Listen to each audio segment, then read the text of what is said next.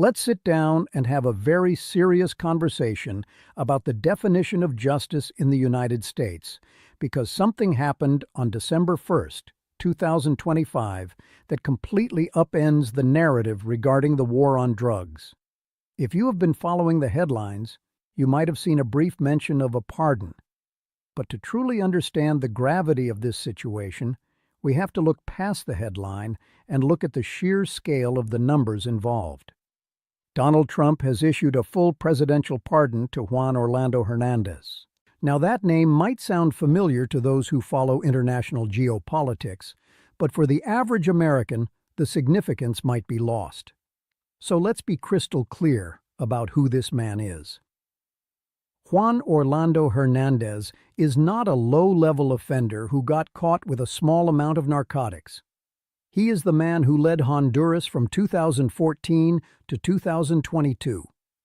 During those years, according to the United States Department of Justice and a federal jury, he did not just govern a country. He ran what prosecutors called a narco state. We need to pause here and define exactly what we mean when we use the term narco state in this context. This isn't just a buzzword thrown around by political pundits. In the world of international law and criminal justice, a narco state refers to a specific type of corruption where the legitimate institutions of a government, the police force, the military, the judiciary, and the executive branch, are repurposed to function as the logistics arm of a drug cartel.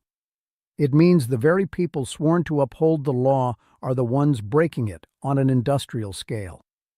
Under the leadership of Juan Orlando Hernandez, the Honduran government ceased to be an ally in the fight against drugs and instead became a heavily armed escort service for cocaine shipments heading north. The evidence presented at his trial was not circumstantial. It was overwhelming. It included testimony regarding machine guns, destructive devices, and the direct utilization of the military to protect drug routes. The result of this state-sponsored trafficking was the movement of approximately 400 tons of cocaine into the United States. I want you to try and visualize that number: 400 tons. We are not talking about suitcases or car trunks. We are talking about shipping containers. We are talking about a volume of narcotics substantial enough to alter the chemical dependency landscape of the entire United States. This amount of cocaine translates to millions upon millions of individual doses. It represents billions of dollars in illicit revenue. But more importantly, it represents a direct pipeline of addiction, overdose, and family destruction that flowed from Honduras directly into American neighborhoods. For these crimes, a federal judge sentenced Juan Orlando Hernandez to 45 years in prison. That is 540 months. He was also fined $8 million. The sentence was effectively a life term, designed to send a message that no one, not even a head of state, is above the law when it comes to poisoning the American population. He was supposed to die in a West Virginia federal prison. And then, with the stroke of a pen, Donald Trump erased all of it. On the night of December 1st, 2025, Hernandez walked out of that federal facility a free man. He did not serve his time. He did not pay his debt to society. The judicial process, which cost millions of tax dollars and required years of investigation to secure a conviction, was rendered null and void. This decision forces us to analyze a massive contradiction in the current political landscape. Donald Trump has built a political brand that is almost entirely predicated on the concept of being tough on crime. If you listen to his speeches, the rhetoric is consistent. He speaks constantly about the fentanyl crisis. He aggressively blames foreign nations like China and Mexico for poisoning American citizens. He has gone so far as to threaten unilateral military strikes against drug cartels in Venezuela. The central promise is that he is the warrior who will destroy the drug trade to protect American families. So, how do we reconcile that rhetoric with the reality of this pardon? How does a leader who claims to be waging war on drug traffickers simultaneously liberate one of the largest drug traffickers ever prosecuted by the U.S. government? There is a profound level of cognitive dissonance required to make sense of this. Cognitive dissonance is the mental discomfort that results from holding two conflicting beliefs, values, or attitudes. In this case, the conflicting realities are stark. On one hand, you have the promise to crush the cartels. On the other hand, you have the executive action of freeing a man who was, for all intents and purposes, a cartel boss with an army at his disposal. To understand how we got here, we have to look at the machinery behind the pardon. This was not a decision that emerged from a standard review by the Office of the Pardon Attorney. This was a result of lobbying, specifically the lobbying of Roger Stone. Roger Stone is a longtime political operative and ally of Donald Trump. It is crucial to note that Stone himself is a beneficiary of this same system, having received a pardon from Donald Trump after being convicted of lying to Congress and witness tampering. We are witnessing a closed loop of influence. We have a convicted felon, pardoned by the executive, now lobbying that same executive to pardon a convicted drug lord. Stone reportedly sent a letter advocating for Hernandez's release, and that personal appeal appears to have weighed more heavily than the findings of the Department of Justice, the verdict of the jury, or the sentencing of the judge. This is what critics often refer to as the swamp, despite the promises to drain it. It paints a picture of a justice system that is two-tiered. If you are an ordinary American serving time for a non-violent drug offense, you serve your sentence. But if you are a politically connected figure with friends like Roger Stone, you get a get-out-of-jail-free card, regardless of whether you trafficked 400 tons of cocaine. The fallout from this decision has been immediate and arguably unprecedented within Donald Trump's own support base. Usually, political loyalty is tribal. Supporters will defend their chosen leader against attacks from the opposition or the media. But this situation is different. The criticism is not coming from the usual detractors. It is coming from the MAGA movement itself. These are supporters who believed in the tough-on-crime narrative. They are people who live in communities devastated by the very drugs Hernandez helped traffic. They have seen the overdose statistics. They have lost family members. For years, they were told that their leader was the only one willing to take extreme measures to stop the flow of drugs. Now, they are watching that same leader open the prison doors for a man who facilitated that flow on a historic scale. The reaction on social media platforms like Truth Social has been volatile. Supporters are expressing a sense of betrayal. They are questioning the sincerity of the entire political project.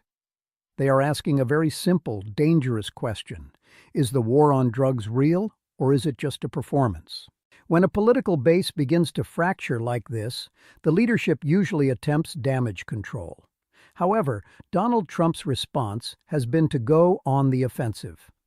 Rather than explaining the strategic or humanitarian reasoning behind the pardon, he has lashed out at his own supporters, labeling them rhinos, Republicans in name only.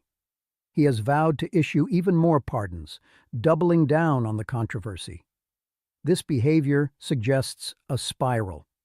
When a leader attacks their own most loyal followers for questioning a policy decision, it indicates a lack of defensible logic.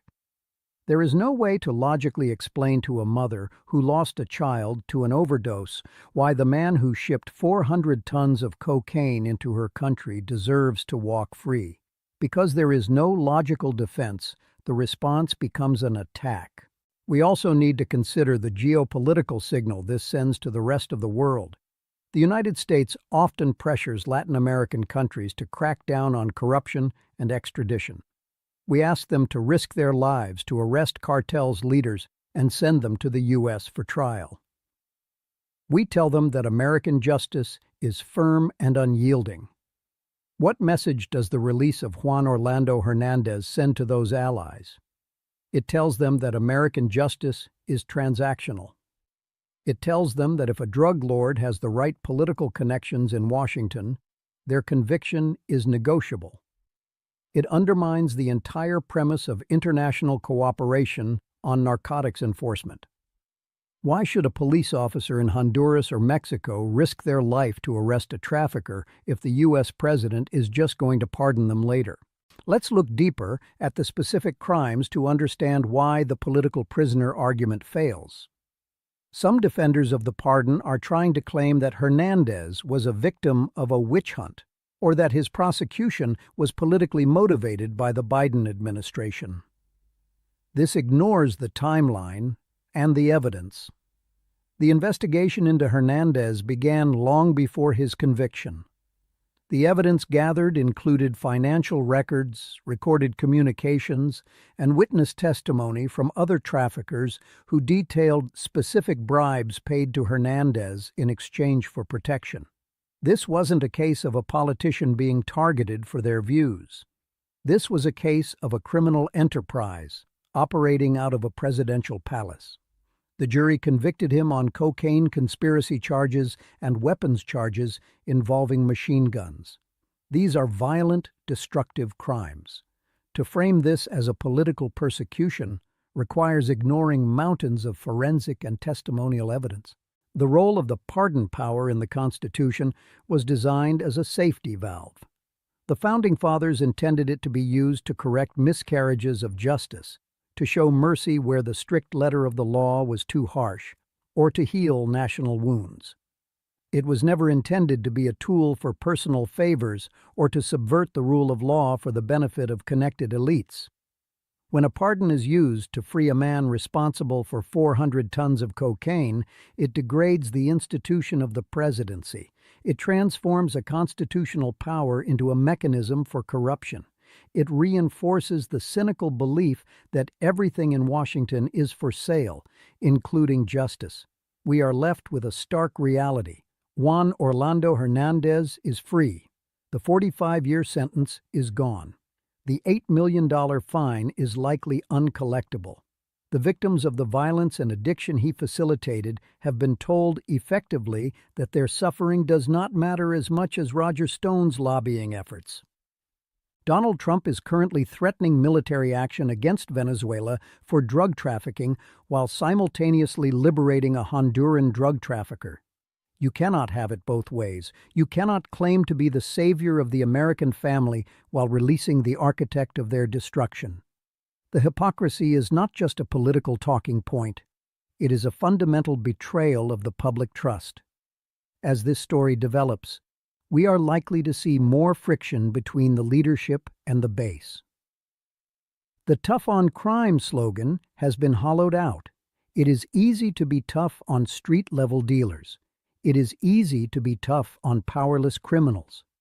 But the true test of a commitment to law and order is whether you hold the powerful accountable. By pardoning Juan Orlando Hernandez, Donald Trump failed that test. He chose the swamp over the people. He chose a transactional favor over justice. And in doing so, he has forced his supporters to confront the uncomfortable truth that the rhetoric they voted for may not match the reality they are getting. The drug war, it seems, is only a war when it is convenient. When it involves friends of friends, it becomes a negotiation. And 400 tons of cocaine later, the man responsible is walking free, leaving the American public to wonder who exactly this system is meant to serve.